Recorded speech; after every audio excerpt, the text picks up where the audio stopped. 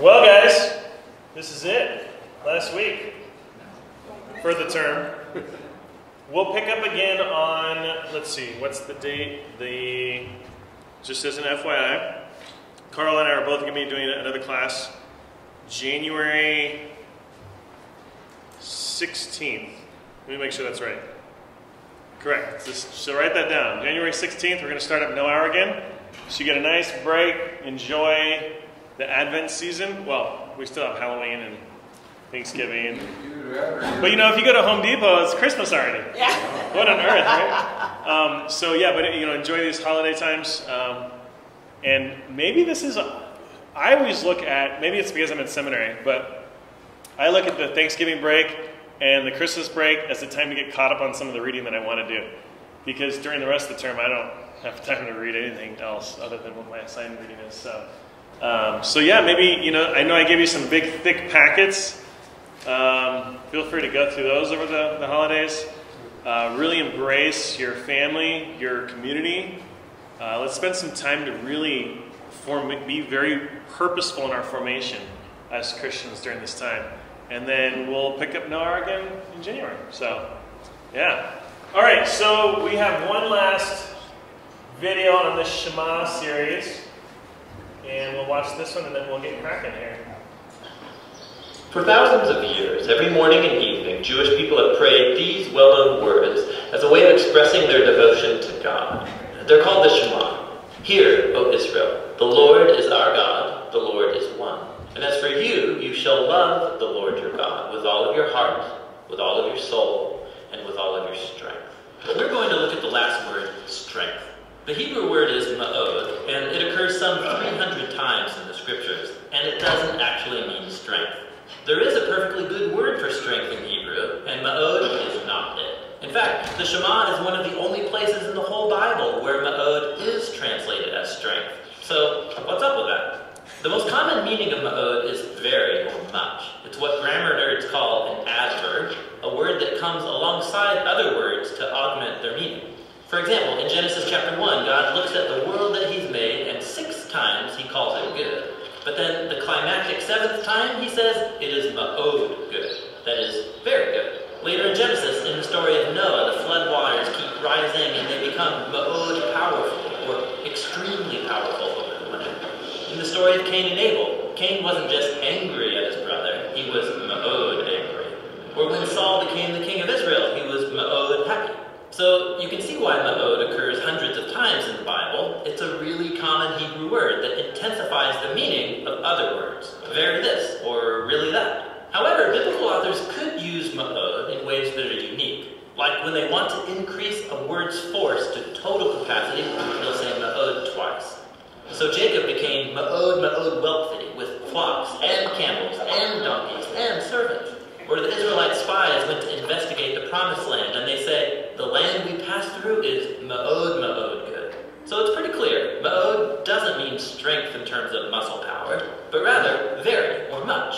So let's come back to the Shema, where people are called to love God with all of their heart, that is their will and affections, and with all of their soul, that is their whole life and physical being, and with all of their ma'od, that is with all of their muchness. And while that sounds kind of funny, you also kind of get it. If ma'od can intensify any word's meaning to total capacity, then this thing that you use to love God isn't a thing at all. It's actually everything. Loving God with your ma'od means devoting every possibility, opportunity, and capacity that you have to honoring God and loving your neighbor as yourself. It's the most wide and expansive word in the Shema. Ma'od can refer to almost anything. Which raises one last and really fascinating point. Because this word was capable of many nuances of meaning, ancient Jewish communities interpreted ma'od in the Shema in different ways.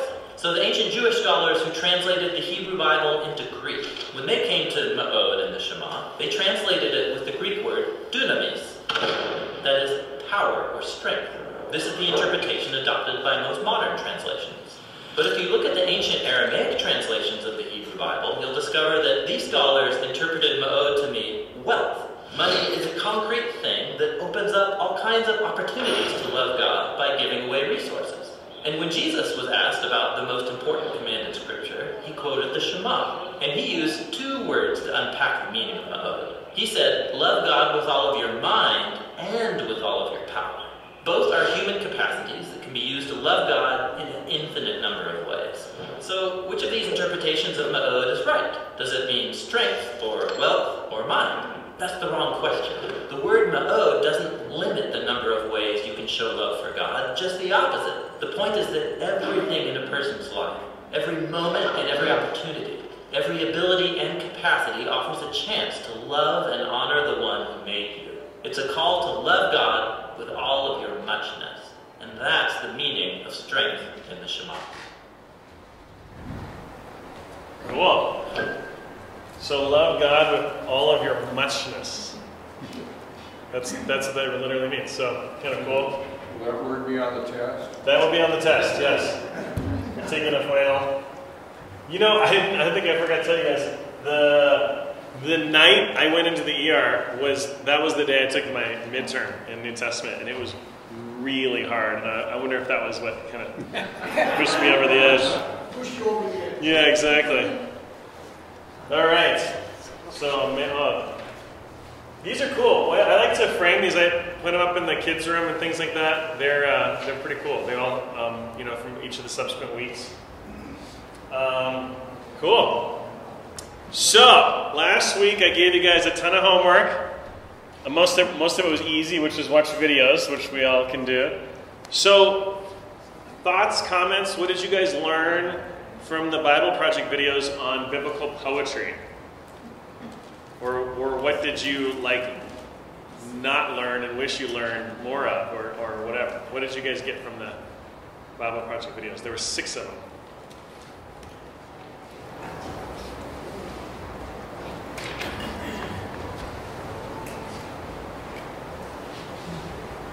As a refresher, here I'll pull it up real quick.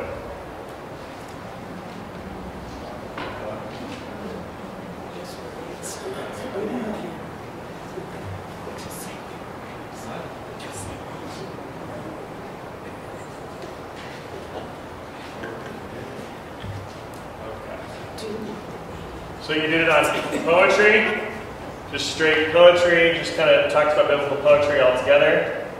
Then there was one about poetic metaphor, which I think most of us kind of understand in our modern world.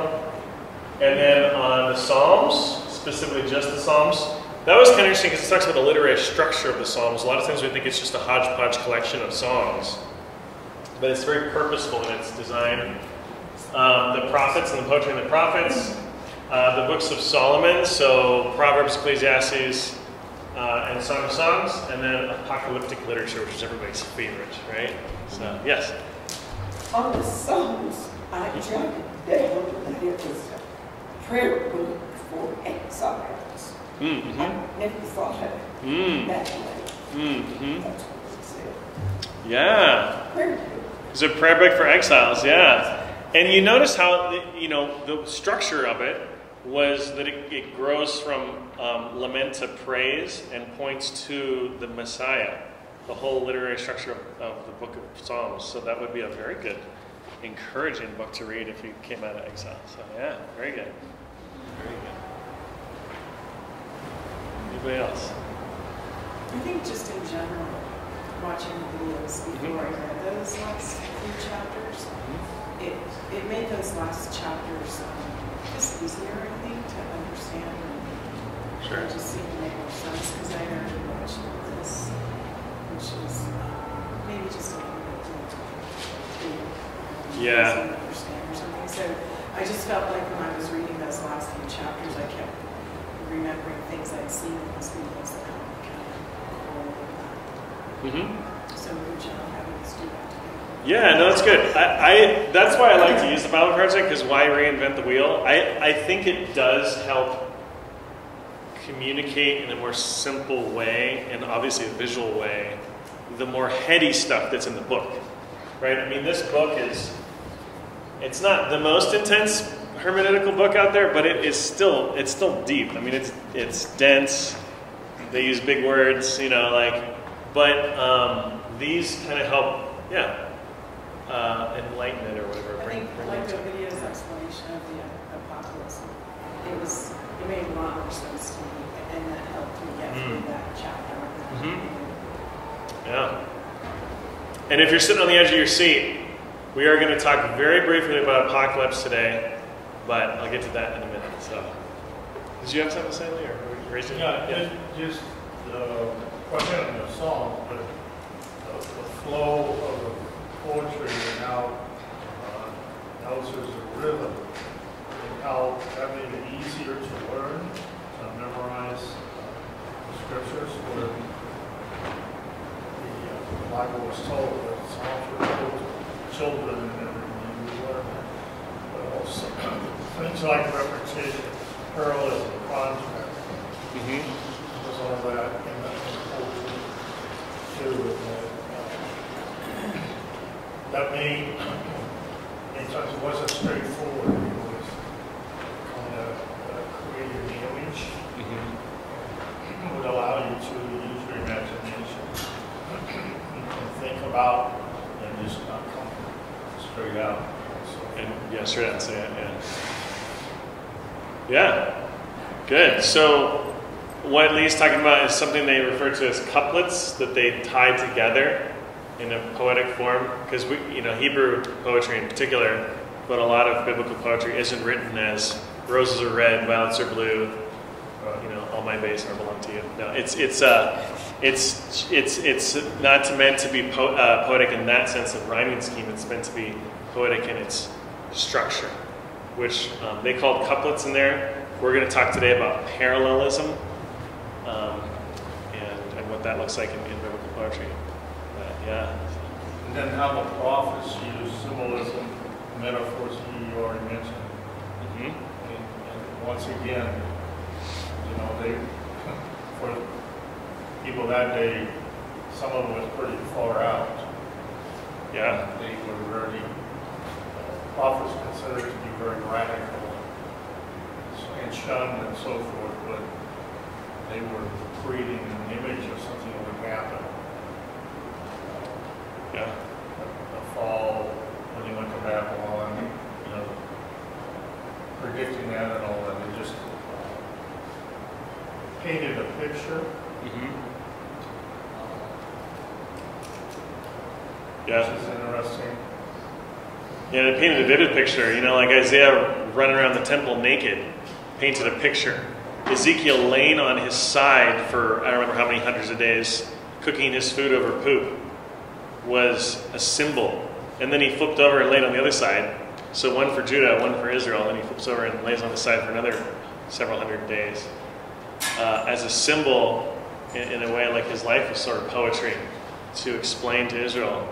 And of course, how good was Israel at listening to the prophets? Not very, right? Not very. And I think about, so what's the hermeneutic for us today? How good are we at listening to biblical poetry as a society? I don't think very good either. Terrible. I was just talking to Carl this morning about how I just, the last maybe 2 years, have started to really appreciate Psalms.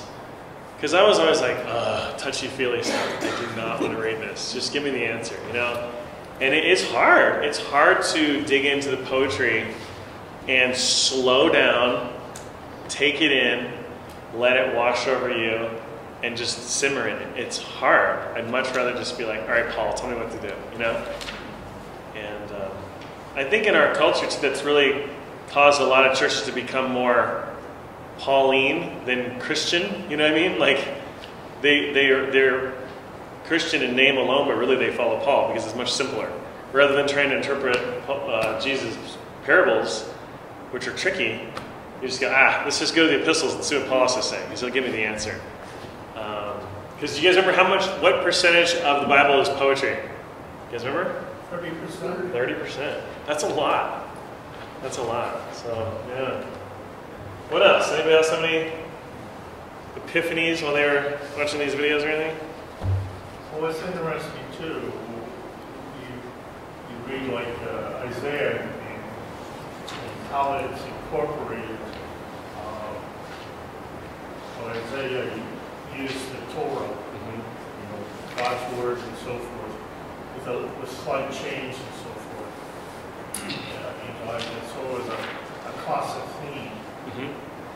That you don't really pick up on it until you notice more than before. Now that it's incorporated in the prophets and so forth. Once again, in the poetry they use to do that. Yeah, so they're taking these themes from the scriptures, in particular from Torah, and then like incorporating them throughout, and it's consistent throughout the Bible. And once again, as in a little teaser for apocalyptic literature, like Revelation, you're not really going to understand Revelation until you understand the rest of the Bible. If you don't get all the symbolism, all of the thematic elements that have been throughout the scriptures up to this point, then you're just not going to understand Revelation. So if you read it out of, like I remember, you guys remember 1999, like everybody started reading Revelation, even if they weren't Christians. And people, oh man, the end of the world's coming, and blah, blah, blah. And then, of course, it didn't come. And it's really unhealthy to just read Revelation out of context. And anyways. So. Well, today we're going to talk a little bit about, so in your packet, so there's a few things here. We're going to, it's another thick one. That's, once again, it's for you to take home and meditate on. But we're going to talk about this concept here of parallelism.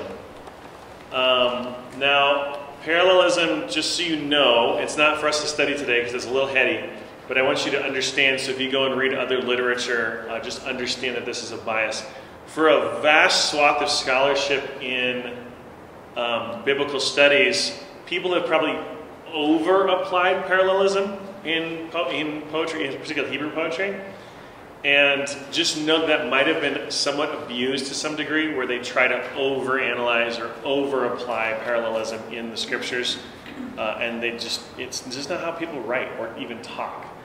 I don't know about you, but I don't always perfectly say my words all the time or mean necessarily what I say. Or I mean something that I didn't, like it's not fully communicated because you don't understand my background or whatever. So that's, I think, a lot in the Bible too. Not that there was mistakes, but that it's not clearly understood until you understand where they're coming from. So for instance, you can't just, like I said, pick up Revelation and understand it if you hadn't read the rest of the scriptures. You can't understand Isaiah if you didn't know that they were in exile or on their way to exile, right? If you don't understand those basic things, then you're not going to understand what he's talking about. So anyway, so parallelism, these are helpful because they help us understand the poetry and what it's trying to communicate in the scriptures. So the first one we're going to talk about is synonymous parallelism. And this is really where you take the two lines or the couplet and you put emphasis on it. So the example here is Proverbs 12. So this is, synonymous parallelism is all over Proverbs. It's thick. So here's an example of Proverbs 12. In the way of righteous is life, and in its pathway there is no death. So you see how they're basically saying the same thing, but with kind of emphasis, like with different words. Here's another one from Song of Songs. I am the rose of Sharon and the lily of the valleys. So it's just another way to say I'm a flower or whatever, right? So it's a different emphasis. So this is synonymous parallelism. Another one you'll see is antithetic parallelism, and this is just to contrast. So you take the two couplets and you contrast them. So in Psalm 1, it's, for the Lord knows the way of the righteous, but the way of the ungodly shall perish. So it's contrasting the righteous and the ungodly. Proverbs 10, hatred stirs up strife, but love covers over all sins. You guys see the contrast there? And then another one is called formal parallelism. Now this is interesting because it doesn't have a contrast or an emphasis or an expansion in thought. It's simply in form only, but it does maintain theme. So, for instance, Psalm 2 says, yet I have set my king on my holy hill of Zion. You see, those two couplets don't go together necessarily, but thematically they do. But they are coupled in the sense that they're two different lines. Another one is synthetic parallelism. This is where it kind of builds up or adds some other component to it. So Psalm 23, everybody knows this one. The Lord is my shepherd, therefore I shall not want, right? You add it to it, okay? Proverbs 4, keep your heart with all diligence, for out of its springs the issues of life. Or the wellspring of, you guys have probably heard it mostly, the guard your heart, for it is the wellspring of life. But it comes out of this. So it's an addition. It's kind of like it builds on the concept or the theme, adds something to it. Another one is emblematic parallelism. It's just a figure of speech. Psalm 42, as the deer pants for the water brooks, so pants my soul for you, O God. We know what the Hebrew word was in there, right? They play with. You guys remember? We learned about this last week. Nephesh. As my nephesh pants for water, my nephesh pants for you, God. My whole being. Kind of cool. So once again, it's a kind of a figure of speech. Another one, Proverbs 11, as a ring of gold in a swine's snout, so is a lovely woman who lacks discretion. So it's a figure of speech. Once again, it's putting a ring in a snout is like blank. Okay, so that's that. So these are kind of standard means of parallelism. And when you start to think about it, as you're reading through Psalms or Proverbs or whatever, start thinking, okay, is this emphasis? Is this adding emphasis? Is this contrasting? Is this using a figure of speech? Like, what is this doing? Because this will help you understand more deeply what the poetic nature of it is. So poetry inherently makes you slow down, read the text, reflect on it, consider what is it saying, and so that's what this does. So another poetic technique is called refrain. This is pretty classic. Psalm 136. Give thanks to the Lord, for he is good. His love endures forever. Give thanks to the God of gods. Give thanks to the Lord of lords. Yeah, so this is a refrain, and then it goes on and on and on throughout the rest of the psalm. That's a refrain. That's classic. We know all about refrains with our songs we sing. It's a very common, modern, especially American way of writing songs, just to have a refrain. We talked a little bit last week about inclusios, but these are sort of bookends to a thought or a concept. They are sometimes poetic and sometimes written into prose in a poetic way. So these are examples of where the section is prose, but they add an inclusio, which is sort of a poetic way of doing it. I remember taking English class in high school, and we debated a long time about, is there a distinct line between prose and poetry? And, of course, the answer is it's not a line. It's like a gray area. Like, where do you say, okay, this is now poetry and this is now prose? It's not always that simple. So here's an example of where poetry is embedded in prose. So these are a little deeper. You have to dig in. So these are ones you should definitely go home and do your homework on and look at the verses, because I've sort of pulled the inclusio out, but you have to dig to see it. So in Genesis 39, at the beginning it says the Lord was with Joseph and he had success in everything he did. And then later on, it says the Lord was with him, he was successful in whatever he did, right? In whatever he did when he served Pharaoh. And so everything in between is sort of bookended by these two themes, that God was with Joseph and he gave him success in whatever he did. So everything you read in between fits into that kind of mantra. So that's another little poetry thing. Those are harder to get sometimes, especially when you get into what's called a double inclusio. So this is a fun one. This is from Mark, the beginning of Mark. So it's talking about John the Baptist, and then it contrasts it and builds into Jesus' ministry. So in Mark 1, it talks about John the Baptist being in the wilderness and baptizing. And then later in Mark, we find out that Jesus was baptized and then went into the wilderness. So you see, it's called a double inclusio, because it couples both of them together and then puts them sort of A, B, B, A, if you will. Does that make sense? Yeah? And then this is a lot of people's favorites. It's called a chiasm. These are really cool. Also, just word to the wise. There are some people, some scholars and whatever, that try and put a chiasm into everything, and it's just totally inappropriate. There are some things in the Bible that are clear chiasms. There's some that are more loose chiasms. There's some that aren't chiasms at all. So some people just totally overthink this. Just once again, know that going into reading any literature. But this is a pretty classic one, and I love this one. This is from Joshua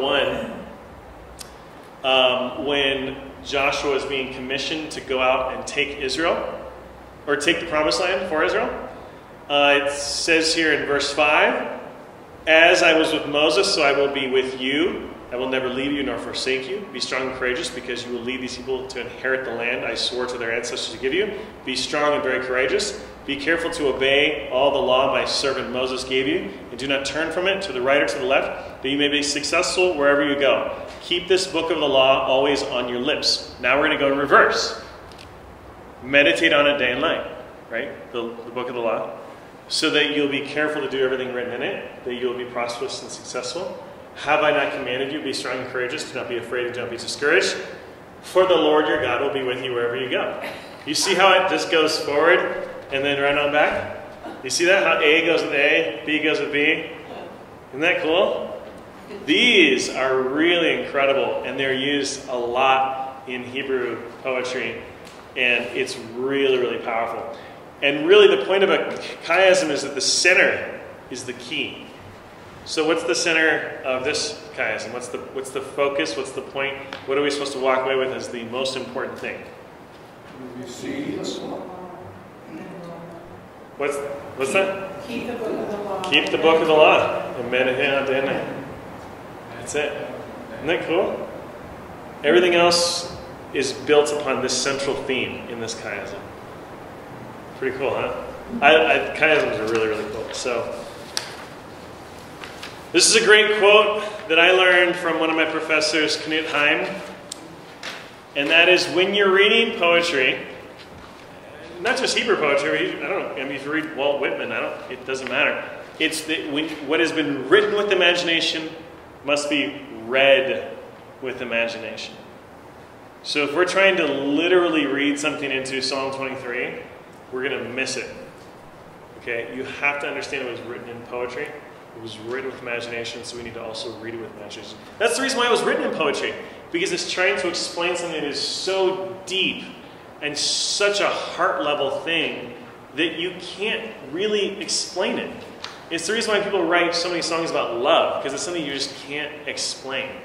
So you use poetry to let us kind of meditate on it and think about it, and use metaphorical ways to explain it, because it's an unexplainable thing.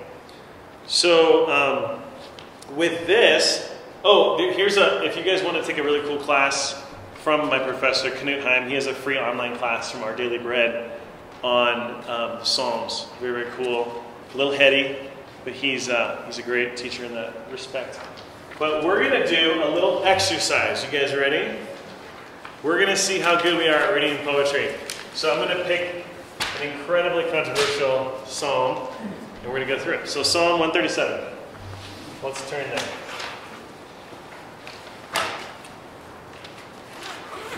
I was going to do this all on PowerPoint today, and I decided, no, I want us to really look at our packets and focus on it. It helps, I think, a little bit to do it on your lap, rather than just vegging out on the screen here. Psalm 137. Who would like to bravely read this whole psalm? It's pretty short. Go for it, nice and loud. By the rivers of Babylon, there we sat down and wept. When we remembered Zion, the city God printed on the hearts, on the willow trees in the midst of Babylon, we hung our hearts. For there they who took us captive demanded of us a song with words, and our tormentors who made a mockery of us demanded, and used us, saying, "Sing us one of the songs of Zion." How can we sing the Lord's song in a strange and foreign land? If I forget you, Lord, O Jerusalem, let my right hand forget, or steal with the heart. Let my tongue cling to the roof of my mouth. If I do not remember you, if I do not proclaim Jerusalem above my chief joy, Remember, O Lord, against the sons of Edom, the day of the fall of Jerusalem, who said, down with her very foundation, our daughter Babylon, you devastated. How blessed will be the one who repays you with destruction as you have repaid us. How blessed will be the one who seizes and dashes little ones against the rock. All right. So that last verse is the one I want to camp out on. In the ESV, it says, "Blessed shall be he." Or blessed shall he be who takes your little ones and dashes them against the rock. Or in the NIV, it makes it even more clear. Happy is the one who seizes your infants and dashes them against the rocks. So what on earth do we do with this passage here? We go, isn't God loving? What on earth is going on? So what form of literature are we looking at right now? Just basic, not Poetry. poetry. Okay, so if it's poetry, is it written? Not literal. It's written with imagination, therefore Should be read. it should be read with imagination.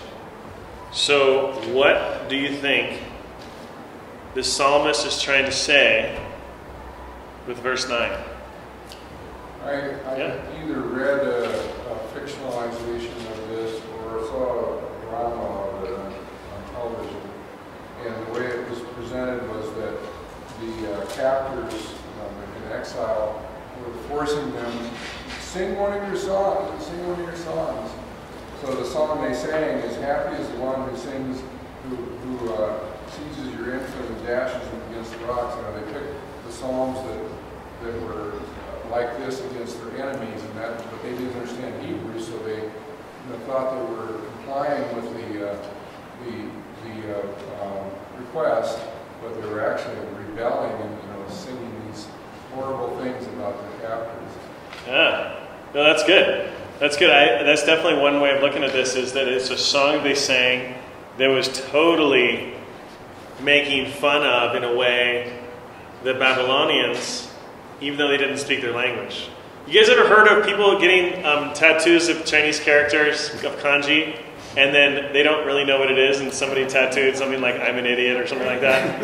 You ever heard that? Because they don't know the language. Right. And so this is maybe what was going on there. Yeah. So they think they're getting a tattoo that says, peace, love, and happiness, or whatever. Instead it's saying, "I'm an idiot. I don't speak Chinese," or something. Right? So yeah, that's one way of looking at it, is that this was a song they sang to Babylon, but it was really in spite of them. Any other thoughts? Any other ways? Babylon is always the bad guy. What's that? Babylon is always the bad guy in the book of Revelation. This idea of Babylon is not a city or a people group. It's the bad guy. Yeah. In fact, Babylon's the bad guy throughout the scriptures. Even back to Genesis, Babylon is the bad guy. And because what happened to Babylon? They built a tower. They tried to basically make a name for themselves, and God scattered them. And it was not a, Is it also that in the ancient cultures, these atrocities like killing infants and ripping open pregnant women were a normal part of warfare? I mean, it was what everybody did, whereas today we call it atrocity or genocide. Is that part of what's going on? Yeah, I think so. We certainly live in a world that, quote unquote, abides by Geneva Conventions, which weren't invented until World War I. And the idea was that, don't bomb an ambulance when they're picking people up. Like, let them carry the dead off, the warfield or the battlefield. Which, in some ways, kind of seems absolutely ridiculous and silly, because you're like, so you're bombing the bejesus out of everybody, and everybody's blowing up, and there's body parts everywhere, and they're like, whoa, don't bomb the guys with the ambulance because they're trying to save the guys that we also tried to kill. Like, what? Like, it doesn't make any sense. So, in some ways, we live in this world, like, and people say, oh, that guy is guilty of war crimes. I'm like, isn't war a crime? Like, what on earth, right? So some of it is our culture, that we live in this world where we think everything could be civil. We can civilly fight war or whatever. So that is a huge factor. The guys that are running the ambulance, they don't have guns. Yeah, right? Yeah, maybe they should. I don't know. That's one of the reasons the Viet Cong painted red crosses on top of their hospitals, around Hanoi. Yeah, in Syria, that makes them a target. Yeah, and that still is a problem. We in the counterinsurgency wars we fought with Iraq and Afghanistan, it became a problem. And Israel still deals with it every day with Hamas, which is they surround militants with civilians because they know we live in this strange Geneva Convention world where you don't bomb civilians. So they're like, cool, if I put the militants in with the civilians, then I won't get bombed because the Westerners won't bomb me. Meanwhile, they don't care and they bomb everybody. So it is sort of a funny, weird world we live in, but you're right, I don't think they lived in that paradigm back then. They were just like, let's kill everybody, it wasn't a thought. Well, it was also killing their infants is stopping the next generation. Yes. And that they're stopping whatever, is coming from that. Not just stopping it a little bit, but stopping it in the future. Yeah. Didn't God tell the Israelites to kill everybody when they entered the Promised Land? And their livestock. And they didn't do that. Correct. So go ahead. Well, I was just wondering, is the poetry here hearkening back to the idea of vengeance is the Lord's? Because he says, blessed is he who repays for what you've done to us. It makes me think, is he saying, basically, blessed be the Lord. The Lord is the one who's going to repay you for this. That these things are going to happen to you, but it's not that he's saying, somebody here should go do that. Yeah. No, I think it's true. So just to challenge you guys a little bit, I think what we're doing right now is looking at from a cultural standpoint. Let's dig in now to the poetic style of it and what can we extract from it. Here's a key. Verse 8, it says, O daughter of Babylon. So poetically, what are they saying? Babylon literally had a daughter? She's walking around? What does it mean? Somebody related to. Okay. Not quite as bad as the bad one, but. Okay. What do you guys think? I mean, you could argue that's Rome. Could be. One of the things that's difficult, it seems, we're cautioned not to read into something it doesn't say. So the imagination, you have to be careful with seeing with the imagination too. Correct. And that's why we still have to practice, so that's a good point. Thank you for bringing that up. We still have to do the work of exegesis first. Remember what exegesis is? What did it mean to who it was written to back then? Because it couldn't mean something that it would never have made sense to them back then. So step one, what did it mean to the Israelites in exile or post-exile, this passage? So you figure that out, then you read it with quote-unquote imagination. It doesn't mean read everything imaginatively and just make it up. Very, very good point. You still have to do your exegetical work. Yeah. Just in the notes in my Bible, it says that the daughter of Babylon, being the personified city of people who hate God, it says, while the Babylons had carried out excessive violence against the helpless in Jerusalem. Yeah. So that's a really good way. So this is good exegetical work. So the daughter of Babylon probably would have been understood as the militants who went and did all the atrocity that Babylon was known for.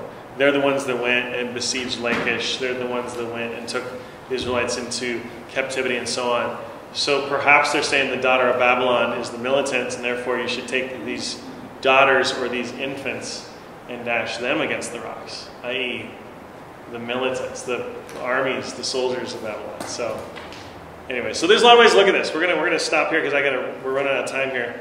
But you guys see how you can get, because you can immediately read that and be like, oh, God, he's not loving. It must be an Old Testament God and a New Testament God or whatever, that's crazy. So yes.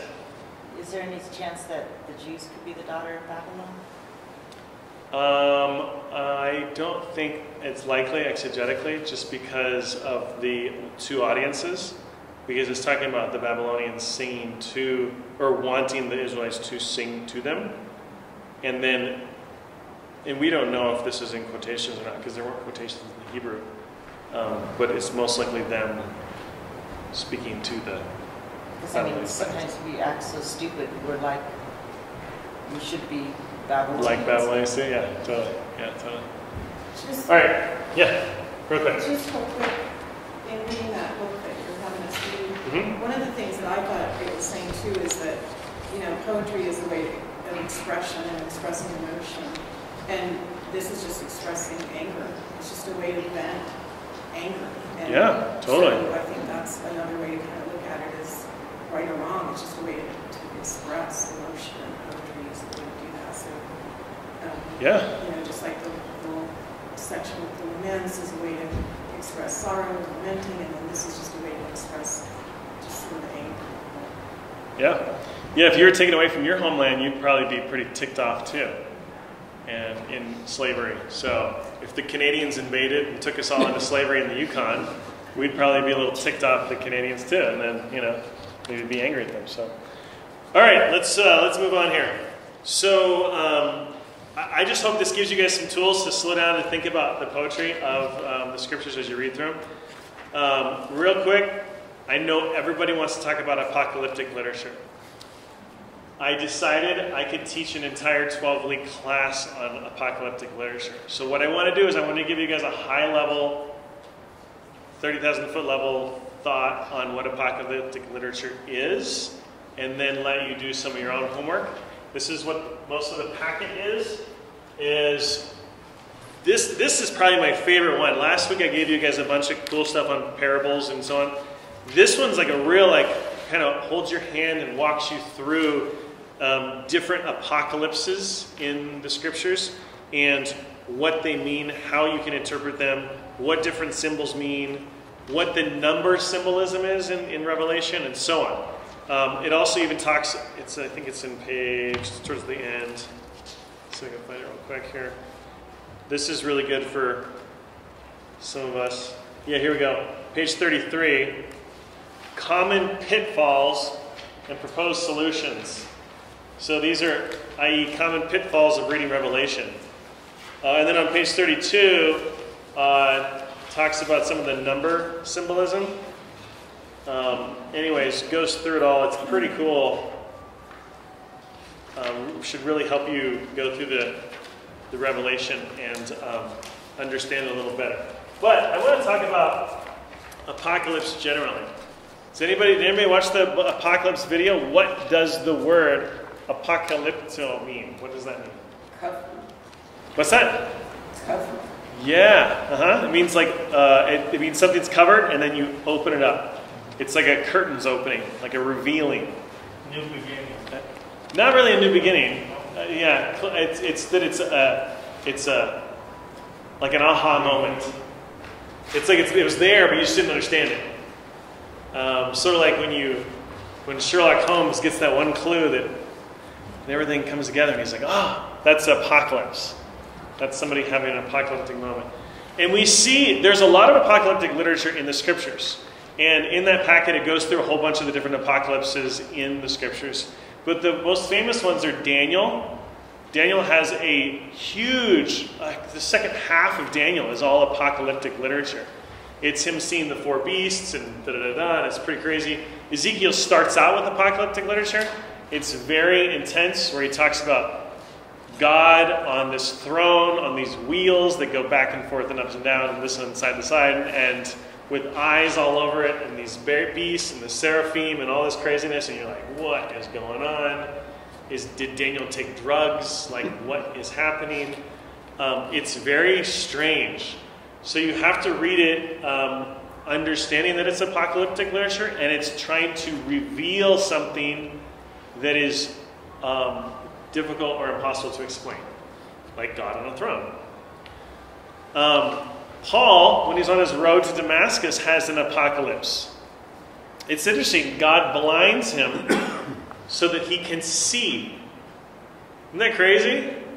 So that he's looking for and going after the Messiah, and the Messiah is right there in front of him, and he's attacking the very guy he's trying to pursue.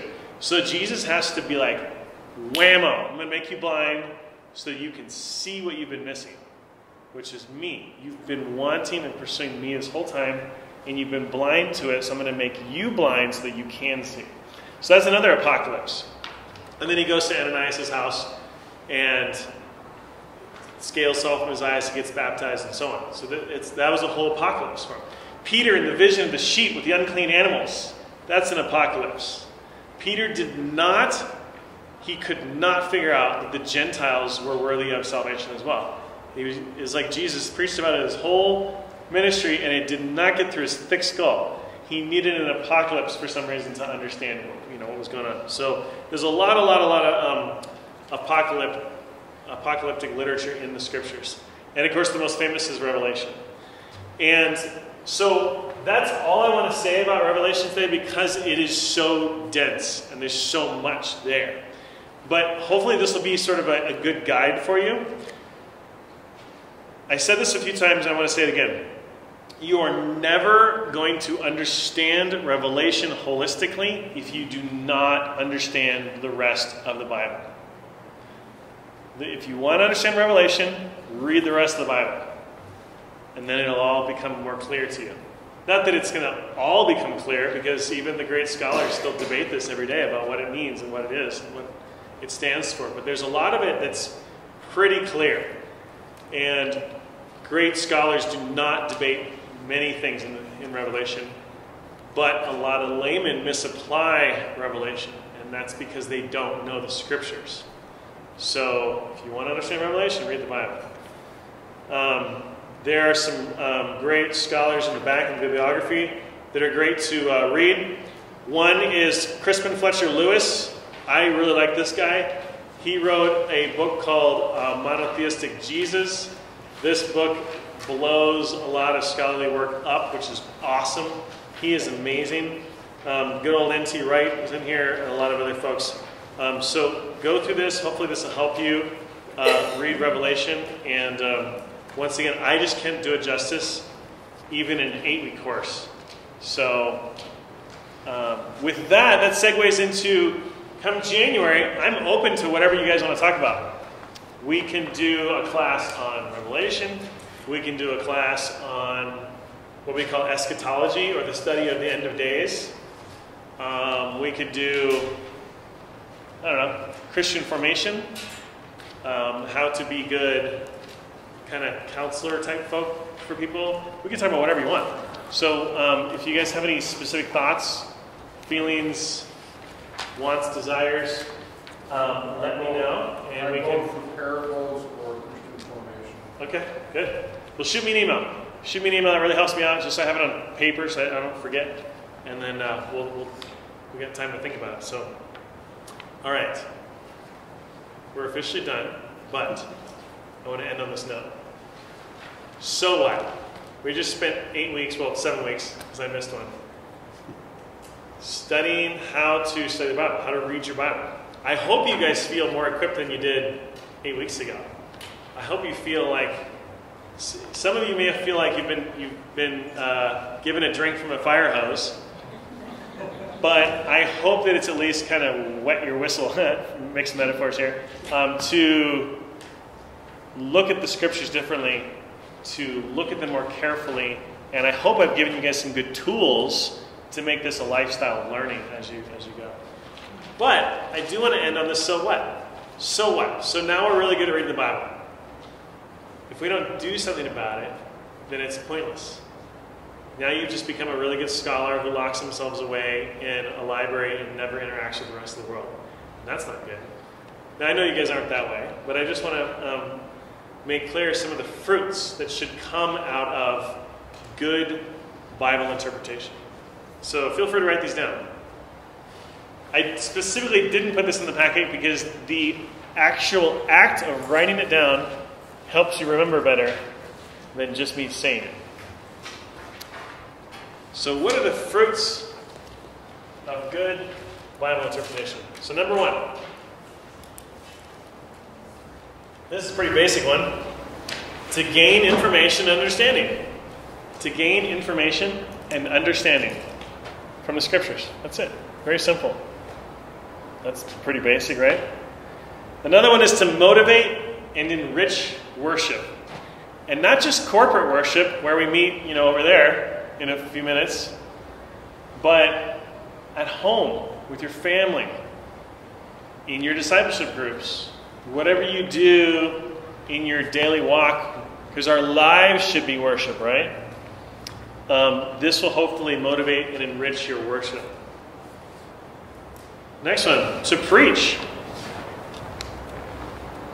You might not all necessarily get a chance to preach like here at Bridge on the stage, but you'll almost always be given some opportunity to preach in some context, whether it's leading your discipleship group. Now, don't necessarily preach, but there's some preaching elements to it. Maybe you'll be invited to some other church. Maybe somebody asks you to give a little homily for your Thanksgiving get together. Who knows what? You'll almost always be given an opportunity to preach somewhere in some respect, and so hopefully this gives you good tools to teach. We are all going to be teachers of the Bible. If we're not, we're probably not living out our Christian life. We all teach somebody, whether it's our kids, our spouses, our neighbors, the people in our discipleship group, whatever. We are going to teach. And so if we have good tools of good Bible interpretation, we'll be really, really capable teachers. Another one is to provide pastoral care. Now you might be like, well, I'm not a pastor. Yeah, but pastor literally means shepherd. And I think many of us will encounter times where we do counsel people in a pastoral way. And so these are good tools. Also to promote spiritual formation in the Christian life, which we just talked about.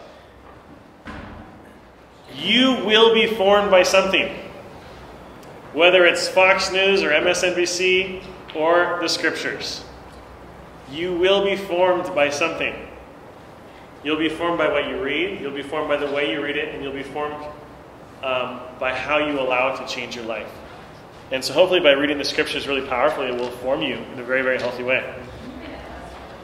Oh, to promote spiritual formation in the Christian life. So just Christian formation.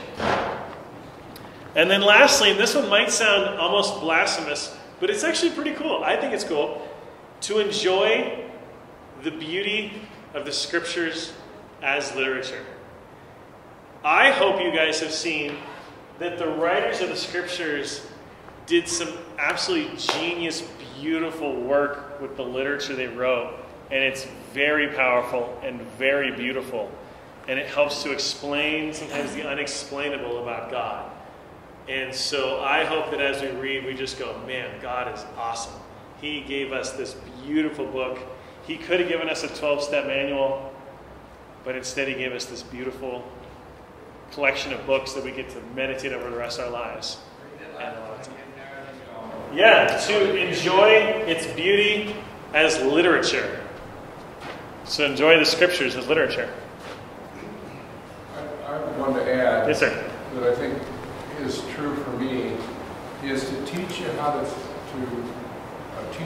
think or improve your habits of thinking, because today we're bombarded from both news media and politicians with ideas, conflicting ideas, and really bad thinking. And if we come to the Bible with that careless kind of, oh, this means that, where we carelessly interpret it, it's part of that habit. So I think there's an overlap between, at the extreme conspiracy theories out there and sloppy poor Bible reading.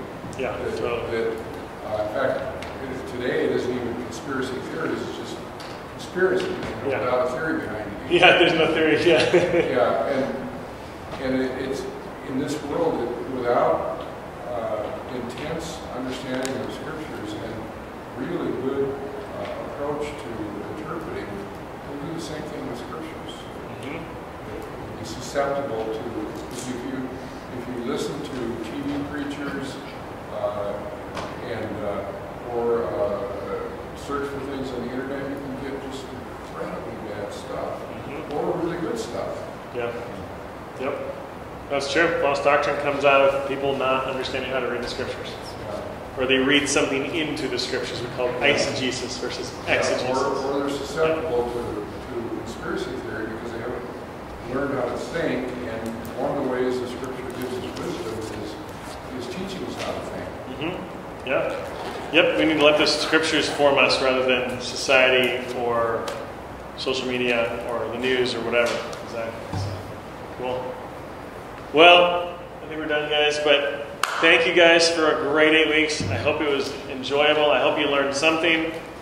I'll still be around, so if you have a ton of questions, or as you go through this some of this stuff, if you get stuck and you hit a roadblock and you don't know where to go from that, reach out to me. Let's talk. I would love to help you. We're all in this together. I'm learning how to read the scriptures better too. It is a lifelong journey, and which is a poetic metaphor right there. You see that? Lifelong journey, right? Of reading the scriptures. So, hope you guys feel equipped. Hope you guys feel formed, and enjoy worship today. And we'll see you guys for No Hour in January. So.